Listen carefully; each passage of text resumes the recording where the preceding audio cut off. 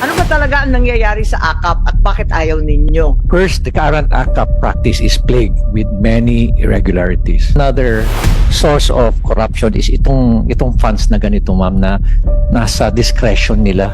Beneficiaries claim to have received a reduced amount of AKAP. Ang isang beneficiary pwede kong kumuha po ng stupid, can also benefit from another, yung tinatawag nating AX, makakakuha po siya sa AKAP.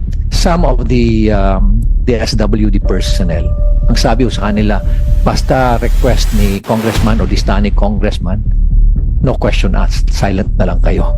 Ang nakakarungkot lang po, pag iba na po ang nagdi-distribute, gusto nilang ipahalata na ang pera na yon ay galing sa kanilang bulsa. Ang masama po, pag nagkakaroon na ng distribution, nandun lahat yung kanilang list agad, lahat ng line-up nila na kandidato na una muna silang magsasalita bago yung actual distribution. Bihira po kami makakita o makarinig na ang sinasabi po sa mga beneficiaries, itong pera na to galing sa taxes na binabayaran nyo. Dapat pasalamatan ninyo yung mga katabi nyo at sabihin nyo, thank you for paying your taxes.